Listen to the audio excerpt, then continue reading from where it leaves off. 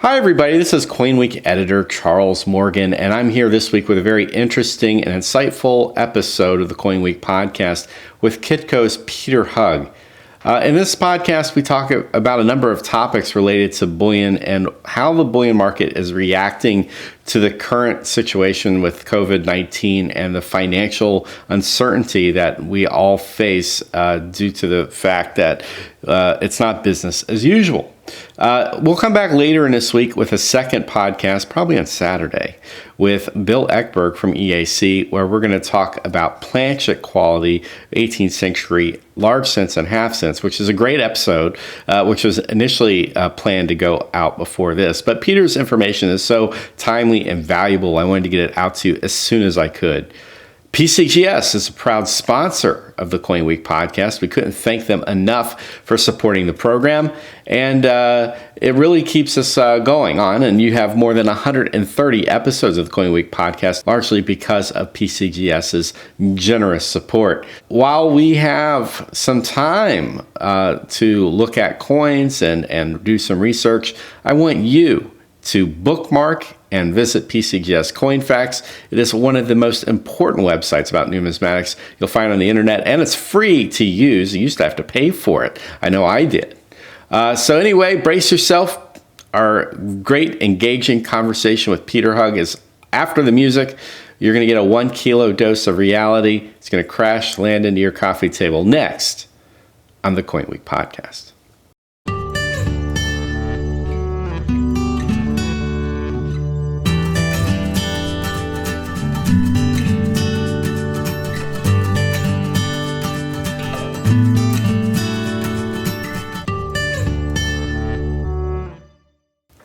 Hi, Peter. Thanks for joining me again on the CoinWeek podcast.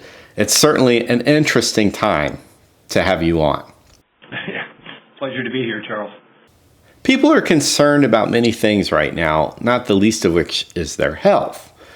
But also, given the extreme measures that we have had to undertake for the public good, people are also concerned about their jobs and the future of the economy. And so, our conversation today about the metals market and what's going on with it right now. Well, I certainly think gold is, you would, I guess many people, many investors out there expect that, when you have these, you can't even see these type of crises because this is totally unprecedented. That when you have this type of situation, that you would expect gold maybe to be sort of nudging up, certainly to the 2011 highs, if not with a number with a 2000 handle on it. But this is a really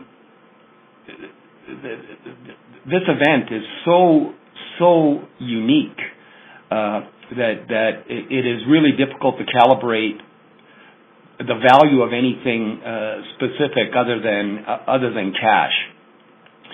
So if you look at the context of basically all assets classes, and I think real estate is going to take a substantial hit over the next 6 months, especially for investors or people that are holding second properties and recreational properties. I mean, if this cash crunch continues throughout the summer and into the fall, I mean, those things are going to be the first things on the block to be liquidated. So I can see some serious pressure on the real estate market coming up. But in this environment, if we're not talking supply and demand, I'm assuming you're going to get to that point somewhere down the road. People are really hunkered down, and what is right now the primary asset that everybody is trying to get a hold of is cash. And I don't mean cash in the context of dollar bills in your pocket, but just basically cash to get you liquid assets to get you through your potential job losses if you're not getting your full pay. Your rents are coming due, your mortgages are coming due, and although the government is helping, that is still a ways off before those checks actually reach the hands of the individuals. So, in that context, there's been quite a bit of liquidation in the physical market for no other reason than to raise cash. I mean, the initial reaction, which was similar to 2008, was when the financial collapse started to occur in 2008. The first reaction on the metals was down. Gold dropped almost $500. And that was a reaction to people chasing the market lower and selling their gold, generating cash, and then trying to pick the bottom of the stock market. And it wasn't until the stock market pretty much bottomed and then started going back up that gold actually caught some wind and then made the high of 2011. And I think this is similar. I think this market right now is trading. The initial reaction was we need to sell everything to raise cash because they thought this pandemic that we're now facing was isolated to China and to Italy, and it didn't help with the president sort of announcing that the outbreak in the U.S. was well contained and nothing to worry about. So people saw the stock market come off 10-15%, and they chased the market down. And so there were two elements in chasing the market down. One, some people that were leveraged got caught on margin, so they had to raise cash, and other people basically raised cash to chase the equity market down. But the equity market kept dropping, and then once that equity markets continued to drop, people reversed it, and then they got scared. And once they started getting scared, they moved back into gold. So gold had gotten down all the way into the high 1400s when this started about 4 weeks ago, and now it's back north of 1600. Silver went all the way down to 1150. Now it's back in the mid-14s. So now people are re-engaging in the metals as a sort of a protection asset as they perceive that we come out of this sometime in the fall with the $2 trillion, probably going to be $4 trillion before it's over, that's been added to this economy is going to be extremely, and maybe not extremely inflationary, but certainly the liquidity that has been added to this market, in my opinion, is going to create a surge in the metals prices, but probably not for another month or so. There's a lot to unpack with what you just said. I'd like to go back and ask you a question, and I know this might sound like a pointed question, but it is sincere. When I think back to the last precious metals run-up, the one in 2010, 2011, one of the things that I saw quite a bit was politically charged, fear-based marketing from companies that sold metal products to the general public through conservative TV and radio programs. I understand that at the time, the Republican Party was the opposition party. And usually the party in power owns the fiscal and tax policies of their administration. And the party in opposition is, inevitably going to attack them and criticize them. In the current crisis, the Republicans control the Senate and the executive branch. And government spending has become even more profligate than it was under the Obama administration. So with that, fiscal uncertainty abounds. Yet, I do not see the same fervor for ideologically focused, fear-driven precious metals marketing at play. Does this surprise you? Well, I think the psychology was different in that time frame because the pundits that were out there saying you're now witnessing the collapse of the U.S. economy and the U.S. dollar, which we've been predicting since gold started freely trading in 1973. You need to have your metals now. Cash is worthless, and the world is coming to an end from the context of the financial system. And you're going to need gold to be able to buy gasoline and food, and it was really more based on sort of a fear type of approach towards the investors, and it generated a lot of interest in the smaller investors to go in and sort of chase the market up to $1,900. There was also a perception at the time. Remember, the Fed was in QE mode, and there was no inflation. There was a perception, or at least the pundits expressed the perception, that there was going to be massive inflation as a result of this QE package, which never ever materialized. So it was more type of a fear trade. Here you have a situation, and remember, a lot of these pundits, again, I'm not trying to take a political slant here, I'm Canadian, so I'm just sort of observing from afar.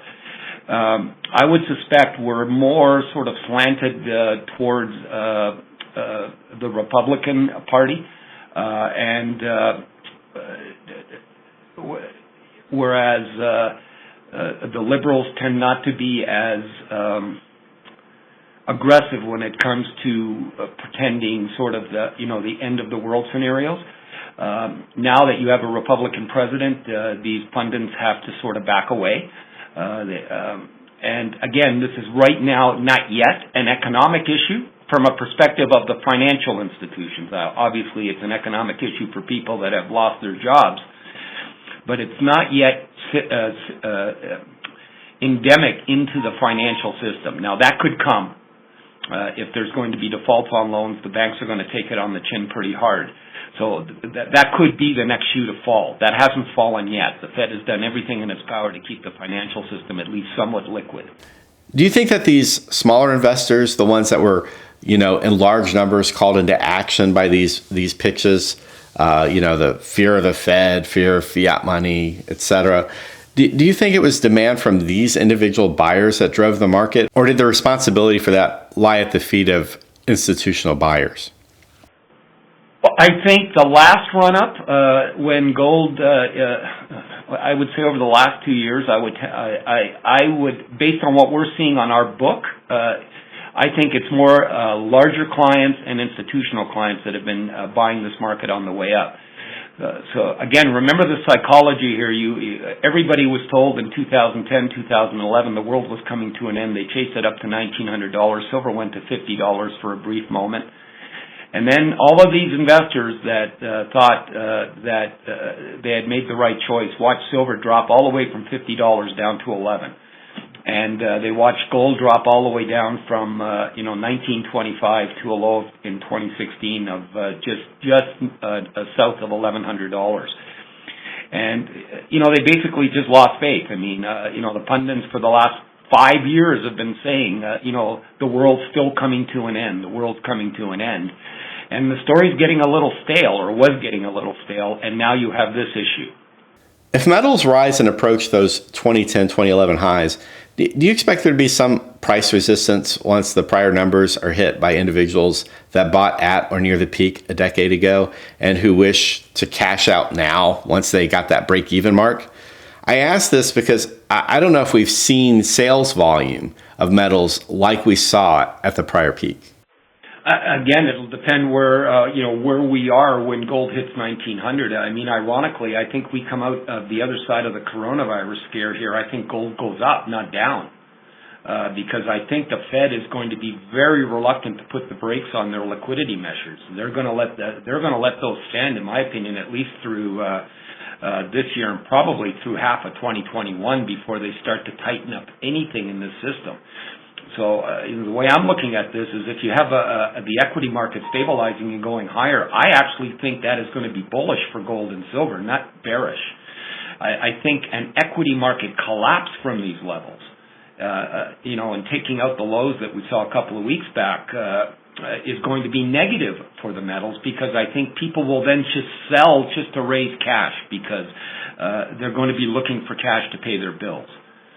So I'm looking for the metals actually to be very price positive if we come out of the coronavirus issue within the next 60 or 90 days. I think this market's got legs and has the potential of running higher. And I think if it does get up to 1900, I guess there'll be a few people that are sort of die-hard holders that held it at 1900 and will liquidate to get their cash back. But a lot of people liquidated on the way down. We had massive liquidation of retail physical silver and gold in these ranges, in the $12 to $15 range on silver and on gold south of 1300. We had massive liquidation of physical. I mean, prior to the coronavirus. So let's just go back to January, February of this year when silver was trading. Trying to remember the number, but just to get around the number where it was trading, let's say $16 an ounce, maybe a little higher. There was you couldn't give silver away. You couldn't give silver away, and there was discounts on the bid for physical silver and gold in the market because there was a lot of secondary product coming into the market at these low levels. So I'm not suggesting that there isn't people that are still waiting for a break-even point, and once it gets up to $1,800-$1,900 in gold, they'll liquidate a metal that they purchased 10 years ago. Certainly, that's going to be part of it. But I think it'll be more than offset with people thinking that, well, if we get through 1900, it's going to a new high, because cycles always, when they do repeat themselves, always take out the previous high or the previous low. Once you get through 1900, there's going to be all the pundits out there saying, okay, it's on its way now. The next target, 3000. And then you're going to see all of these ads coming back in again. It's interesting to me when you think about the economic ramifications of probably where we're heading. In the U.S., we've already seen more than 10 million people add to the unemployment rolls, probably more coming this week. Now, much of this might be temporary, but not an insignificant number of these people may find that their jobs are now vapor. And I would imagine in the best case scenario, if everything goes according to plan, based on what the American government officials are telling us, that there's going to be quite a lot of pain in the course of the next 3 to 6 months. And this is an issue that doesn't just affect our country, but as we can see, an outbreak anywhere in the world has the potential of spreading everywhere. So I can't imagine that we've seen economic disruption at this level since World War II. And during World War II, metals prices were more or less still stable due to the price controls set by the leading governments. This situation, therefore, seems completely unprecedented in modern history. Well, I agree. I'm not sitting here blowing the horn that gold's going to a record high in the short term. I mean, if anything, I think gold is got potential to go lower from these levels, and I think silver's got potential to test the $12 range again. I'm suggesting that if we get a handle on this virus and people start getting back to work and the economy starts to regenerate, it's going to take some time.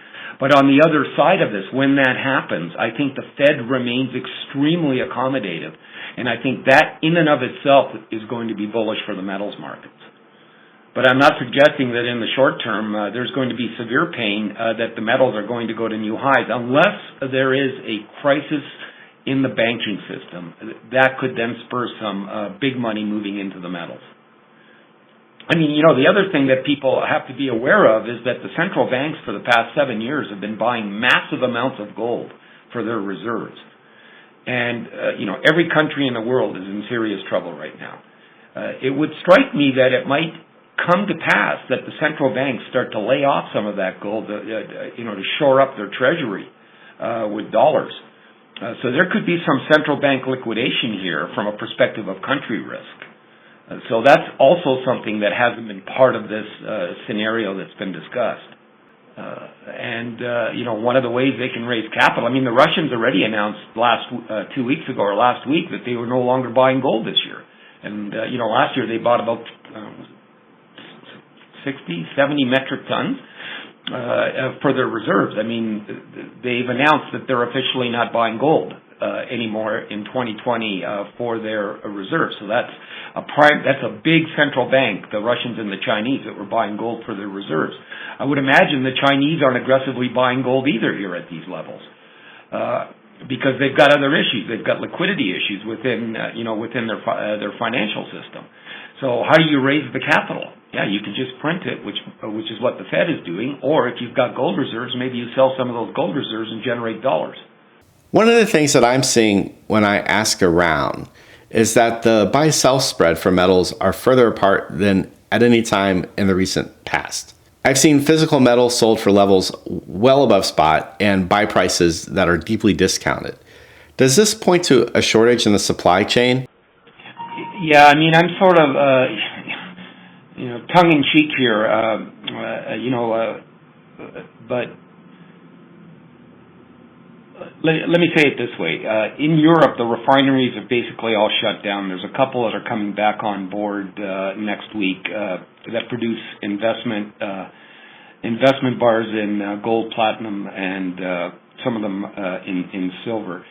In Canada, the Royal Canadian Mint is hopefully going to reopen on Monday. They've been open from the perspective of taking in refining and and producing large bars for delivery into the COMEX for futures settlement.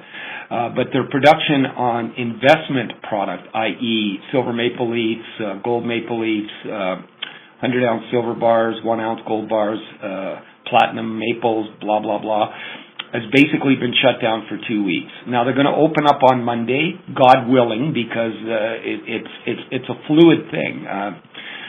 They may get notice that they're not going to open up production again on Monday, but let's assume they do.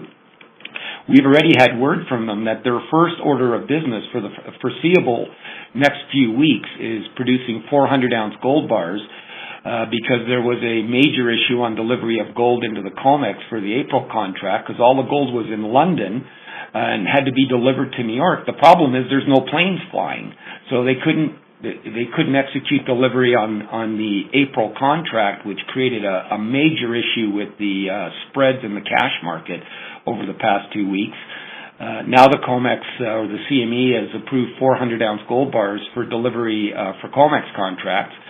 So the RCM's production schedule for at least the foreseeable next 2 or 3 weeks is going to be on 2 items. One is going to be 400-ounce gold bars, and the other one is going to be silver maple leafs. Now, they haven't produced silver maple leafs in 2 weeks. There are no silver maple leafs in the market right now.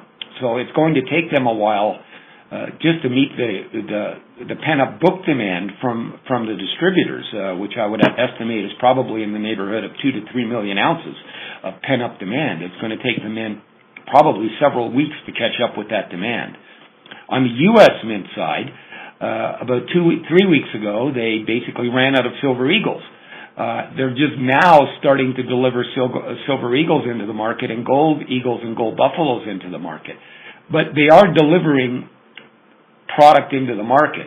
So now it comes down to the following. I mean, and again, we're a retailer. We've got to go with supply and demand, and our premiums are up at the $7-8 range too for, Silver Eagles, and Gold Eagles are at like $90. But I got to tell you what the U.S. government is now, or at least the states are saying, if we catch anybody price gouging on masks, we're gonna charge these guys. But they consider the precious metals industry an essential industry because otherwise the mints would be closed, the refineries would be shut, and the depositories would be shut. None of them are shut. They're all considered essential industries. Now, the big primary dealers, the big banks, and some of the big distributors in the U.S. have access to Silver Eagles from the U.S. Mint at $2. And Gold Eagles at the premium just went up to 4, but they were getting them at 3%. And these guys are selling to the secondary dealers at 7-8% over market. And then those dealers have got to make a couple of percent. So by the time the retail guy gets into the Gold Eagle or Buffalo, he's paying anywhere from 9 to 12% over the market. I mean, $150 to $200 over gold. He's already paying the 2011 high if he wants to buy an Eagle or a Buffalo. Silver Eagles, the premium's at $10. I'm just talking base price. I'm talking if silver's at $14, you can go on a number of websites. You'll see people selling Silver Eagles at $24, $25. These coins normally sell at $2.75 over spot. I mean, we've got a digital program where the Royal Canadian Mint is the custodian, so we have sovereign guarantee on the metal. You can't get better than that. I mean, basically the Bank of Canada or the Government of Canada would have to go in default before you were at risk. And quite frankly, I mean, I know there's a lot of people out there that don't want to buy an asset that's in an account. They'd rather have the physical. But, I mean, I would never, in my wildest dreams, pay $10 over spot for a Silver Eagle, because when this comes out on the other side, those premiums are going to come right back down to $3-4. So if you can buy something that is relatively safe, well, in my opinion, safe, where you can get in at the silver price here at $14.50 or $14.60, and then just hold that asset, and then once the coins become available on the market, swap that asset for coins. You're going to save yourself $7 an ounce. I guess the fear element that people have is that you're buying metal to brace yourself to survive a economic a displacement. And if somebody is holding on to that metal for you, then you probably don't have it readily available when you might need it. Let's go to the apocalypse argument. Let's go there. Let's assume the financial system totally collapses and dollars are no longer viable for whatever reason. I mean, I can't imagine cash not being viable, but let's assume it's not viable. And there is a complete, total collapse of the supply chain in the United States, which means there's no food, there's no gasoline, there's virtually nothing that's available because everything is shut down. It's a total financial collapse.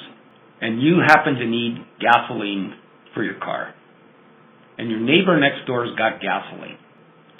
You think if you knocked on his door and said, here's 1 ounce of gold, give me a gallon of gasoline, he's likely to give it to you? Like, what's he going to do with that 1 ounce of gold? If there's no financial system, there's no liquidity in the gold. Where's he going to sell that gold? What's he going to do with that gold? If anything, he's going to want to barter you for something else. He'll say, okay, I'll give you a gallon of gasoline, but I want 3 dozen eggs. I don't see the barter argument that if the system completely implodes and there's like just anarchy on the streets and all that, that you can actually take your 1 ounce gold bar and barter it for something. I mean, I don't see it. I could be totally wrong. Well, I think it's not necessarily that extreme. And I'm not, a proponent of, this way of thinking. But I think history has shown that in times of financial trouble, some companies that have offered to store customer metals in their own vaults have either leveraged customer assets to the point where there's nothing left in the vault for customers to claim when the company goes under. Plus, I think some people like the idea of being in control of the metals that they purchased and being able to dictate what happens to it. And this is part and parcel of why, in many cases, it's better to have immediate physical access to metal whenever the time arises that you need it. Obviously, in a zombie apocalypse scenario, you're going to need shovels, pickaxes, bullets, and water. You probably don't want to run away from zombies with a kilo of gold in your pocket. I'm not suggesting there's no risk, but you basically have to have the government of Canada going totally in default before there would be a risk on the asset I was just talking about. And I'm not saying that's not possible.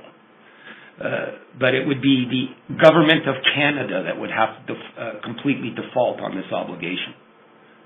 So, I mean, when you compare that to your risk or your delivery promises with an ETF, there's no comparison.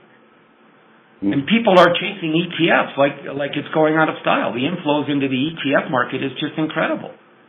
Whereas, and you don't even have to talk government of Canada. You can talk the Perth Mint in Australia. These are government guaranteed programs. Now, again, if you don't believe the government will stand behind their guarantee, fair enough.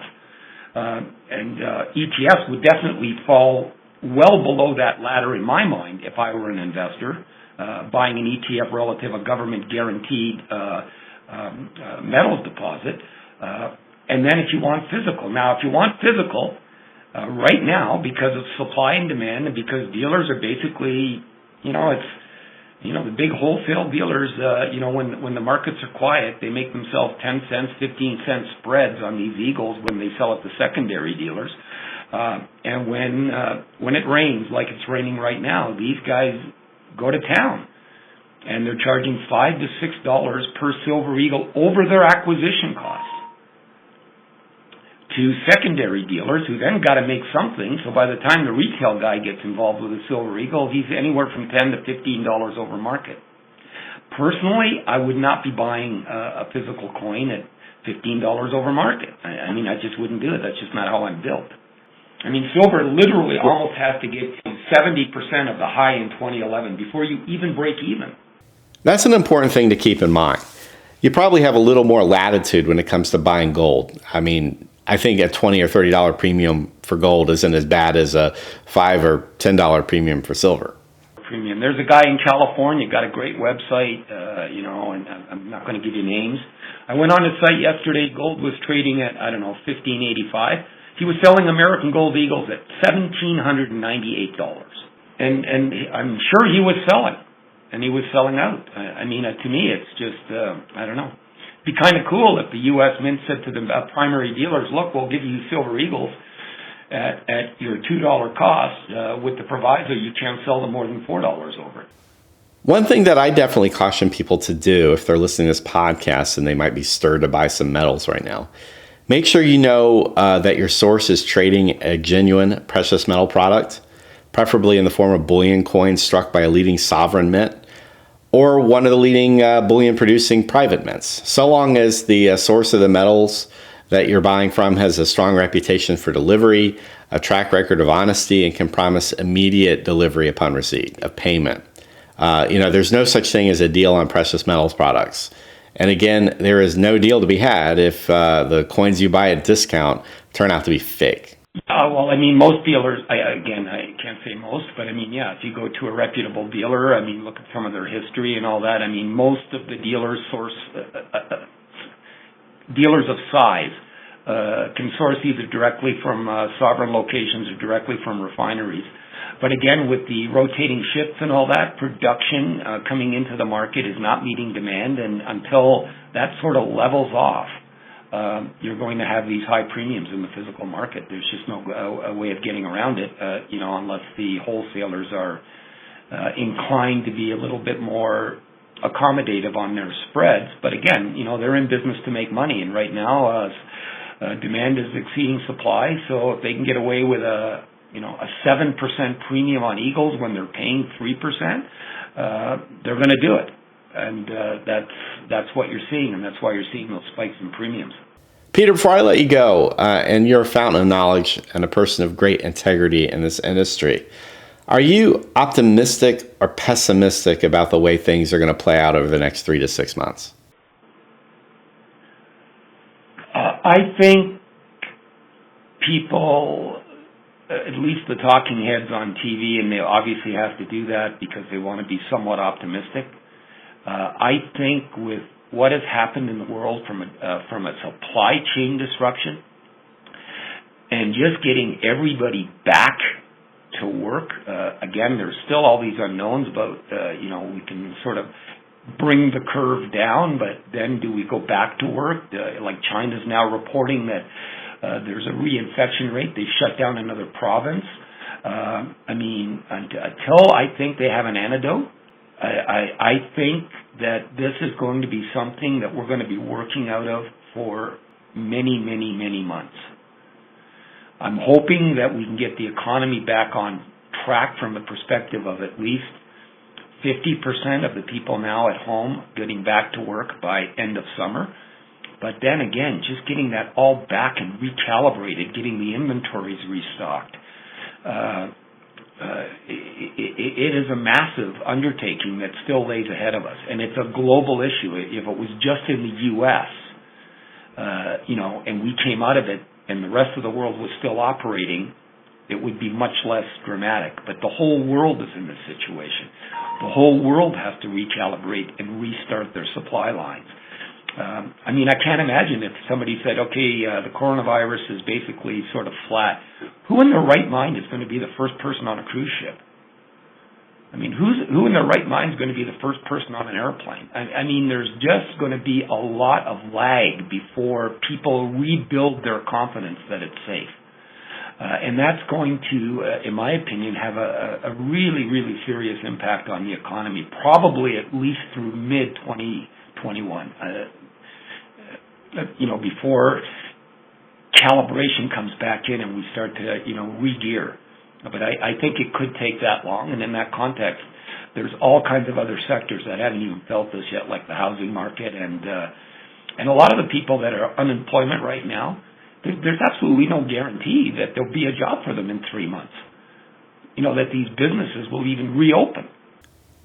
Well, I think you make valid points, and if you want to, you could compare this to the 1918 flu pandemic, but in many ways, this situation is totally different. With coronavirus, you can be infected and not know anything about it. You can board a plane and be anywhere in the world within 24 hours, which means that unless we develop the medical or scientific means to mitigate community spread and develop a method of medical human immunity, then this is a threat that's with us and something that we should take seriously. And it's up to our governments to partner with universities and research labs and private industry and spend whatever it takes to develop a solution so that people can get back to work and get back into their communities, kids can go back to school, and we can go on living our lives. Yeah, and I mean, if you listen to the experts, I mean, they're on fast-tracking everything, but even in their most optimistic projections, they're talking a vaccine may be available, maybe, first quarter of 2021, after they do their testing in the fall, and then by the time they produce it. Now, if they have a vaccine by that time, then it's a matter of, okay, how quickly can you get it out, and how much can you make so you can inoculate the world, so to speak. Again, that's all. I think it's all going to happen. I'm just a little concerned that their time windows here are a little bit too optimistic. And if it doesn't happen until the end of the year that we have a vaccine, and then it takes another 3 months to sort of get it into the general population, we're talking about restarting this on a serious basis first quarter next year. And so how much damage between now and then is going to ensue in the economy with businesses? I mean, the government's bailout is 2 months. Maybe they're obviously going to have to extend it. But until we get that vaccine and people have confidence, okay, I got my shot, I'm cool, it's going to take a while to get consumer confidence back up and revved up again to get this economy, not only in North America but also globally, back on track. And so I'm a little bit conservative on how quickly this is going to happen, and in the interim, I think we're in for some serious issues. And normally you would think gold would be at $2,000 an ounce, but again, I think there's a big component here of people just trying to stay as liquid as possible, and just selling anything they can sell to generate cash, because that right now is king, in my opinion. Well, Peter, this is a good jumping off point. It was good of you to take some time this morning to talk to us again. Stay safe, and I look forward to hearing from you soon. Yeah, Charles. Yeah, I wish you the best, and stay safe. And to all of your listeners, be safe. And I do believe we'll come out the other end, and fingers crossed it'll be quicker than I'm anticipating. But yeah, I mean, we're all in it together, and it's just a matter of bearing down and grinding through it, I guess. I mean, I don't know what else to say.